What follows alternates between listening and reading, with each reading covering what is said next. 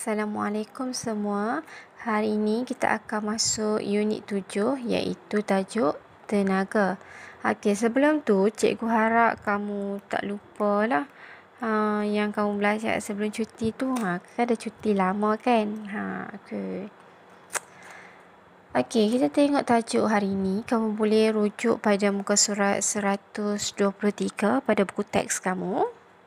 Okey, tengok kita akan nak masuk tajuk tenaga. Okey, pada halaman 123. Okey, tengok gambar tu ada banyak aktiviti yang dilakukan oleh orang dalam gambar tu. Ada yang bermain layang-layang, ada yang membakar marshmallow, ada yang membaca buku, ada juga yang bermain gitar, ada juga yang bermain kapal layar.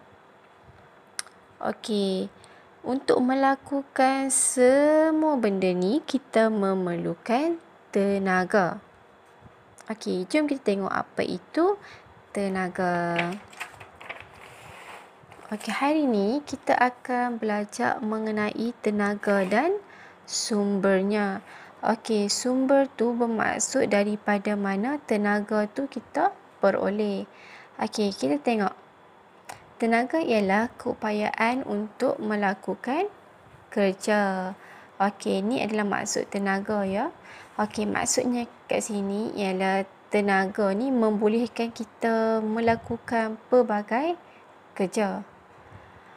Okey, tenaga ni dia memainkan peranan yang sangat penting dalam kehidupan seharian kita. Okey, tenaga dapat diperoleh daripada pelbagai sumber. Okey, mari kita kenali sumber tenaga yang terdapat di sekeliling kita. Okey, kita tengok sumber tenaga yang pertama ialah matahari. Okey, matahari ni dia merupakan sumber tenaga yang paling utama. Okey, tenaga matahari boleh digunakan untuk menjanakan elektrik melalui panel suria. Okey, ni adalah gambar panel suria yang dipasang pada bumbung rumah ya. Okey, ni salah satu contoh. Ada banyak lagi contoh, kamu boleh Google, tulis je panel suria, nanti kamu akan dapat tengok macam-macam lah gambar panel suria yang ada. Okey, ni salah satu contohnya. Okey, panel suria ni dia akan kumpulkan cahaya matahari. Kemudian dia akan tukarkan kepada tenaga elektrik. Tenaga elektrik tu kita akan gunakan untuk peralatan elektrik dalam rumah kita lah. Contohnya macam pemanas air, lampu, lagi apa, kipas angin dan sebagainya. Okey, kita tengok sumber tenaga yang kedua ialah air. Air yang mengalir menggerakkan turbin di empangan untuk menjanakan elektrik. Okey, kalau kamu nak tahu dekat Malaysia, okey, bukan dekat Malaysia saja tapi hampir ke semua negara akan ada empangan hidroelektrik. Okey, ni salah contoh, tengok gambar kat sini ya, contoh empangan hidroelektrik. Hidro maksudnya air. Okey, hidroelektrik maksudnya elektrik yang dihasilkan oleh air. Okey, ni adalah salah satu contoh gambar empangan.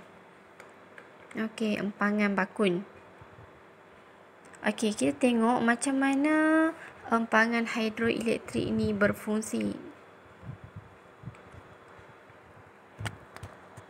Okey, empangan hidroelektrik ni dia digunakan untuk menakung air sungai ataupun dia menakung air lah untuk membentuk tasik ataupun takungan air kat sini. Dia akan takung air kat sini.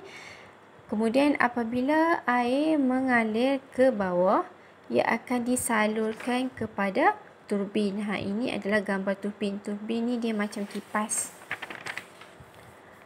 Okey, dia macam kipas ataupun roda kat dalam air tu. Okey, daya daripada pergerakan air yang mengalir tu akan memusingkan turbin ataupun roda tersebut.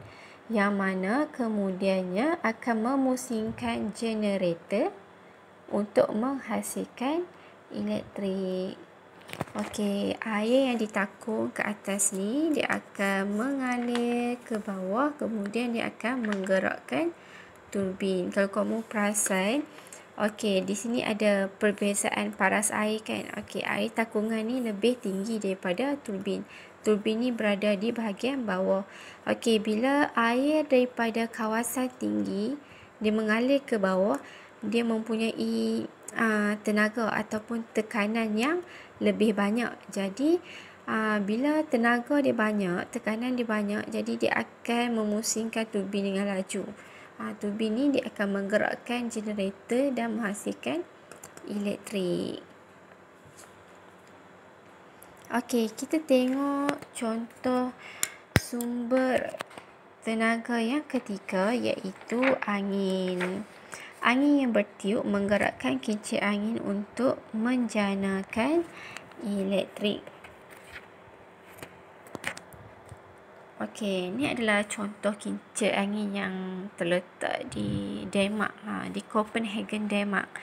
Okey, angin ni dia adalah udara yang bergerak. Jadi angin ni sebenarnya dah digunakan beberapa ratus tahun yang lalu untuk membantu kapal layar dan juga kincir angin untuk mengepam air. Okey, contoh kalau macam dekat negara Belanda, ada kincir angin. Mereka akan menggunakan kincir angin ni untuk pump air untuk disalurkan ke kawasan kebun-kebun mereka lah, ataupun ladang-ladang mereka. Okey, angin ni juga digunakan untuk menggerakkan kapal layar. Okey, tenaga kinetik daripada angin ni boleh ditukarkan kepada bentuk tenaga yang lain seperti tenaga elektrik. Okey, tenaga yang dihasilkan oleh angin dia bergantung kepada kelajuan angin tu. Semakin laju angin tu bertiup, maksudnya semakin banyaklah tenaga yang dihasilkan. Okey, kalau kamu perasan, okey, ni adalah bilah kincir angin lah, ataupun bilah kipas.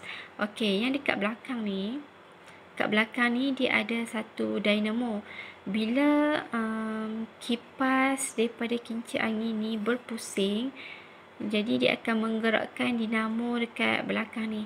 Jadi dinamo ni dia akan menggerakkan generator dan akan menghasilkan tenaga elektrik. Okey, kalau kat Malaysia ni kita tak ada kincir angin. Sebab apa? Sebab angin kat Malaysia ni dia tak berapa nak laju. Jadi tenaga elektrik tu kurang dihasilkan. Jadi kita tak buatlah kincir angin ni dekat Malaysia. Okey, kita tengok sumber tenaga yang kelima. 5 ke 4? Okey, yang keempat, iaitu sumber daripada nuklear. Kamu biasa dengar kan tenaga nuklear kan? Okey, bahan nuklear seperti uranium. Uranium ni adalah salah satu bahan nuklear digunakan untuk menjanakan elektrik di stesen jana kuasa nuklear. Ni adalah salah satu contoh stesen jana kuasa nuklear. Okey, kalau kau perasan ni, okey, ni dia macam loji lah. Okey, nuklear ni dia akan mengalami belahan nuklear. Dia akan pisahkan atom dengan proton daripada nuklear tu. Kemudian dia akan menghasilkan haba. Haba yang dihasilkan daripada nuklear ni dia akan memanaskan air. Okey, dia akan memanaskan air dekat loji ni. Kemudian dia akan menghasilkan steam. Ni kamu nampak tak ni? Yang asap putih-putih ni, yang tu steam. Okey, steam ni dia akan menggerakkan turbin dekat dalam loji ni. Kemudian elektrik akan dihasilkan. Okey, kita tengok contoh yang seterusnya, iaitu sumber daripada ombak. Okey, ombak kat laut tu. Ombak menggerakkan turbin di dalam laut untuk menjana elektrik. Okey, kamu tengok contoh kat sini . Ni dia ada macam menara kan kat tengah laut ni kan. Okey, kat bawah menara tu dia sebenarnya ada turbin. Tengok dia ada turbin. Okey, bila ombak lalu dekat turbin ni, ombak yang kuat lalu dia akan menggerakkan kipas turbin ni. Kemudian generator akan menghasilkan elektrik. Okey, kita tengok contoh yang seterusnya. Contoh yang ke berapa ni? 1, 2, 3, 4, 5, 6. Okey, sumber yang ke-6 iaitu sumber daripada bahan api fosil.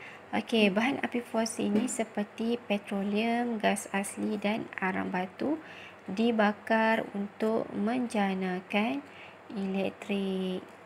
Okey, petroleum.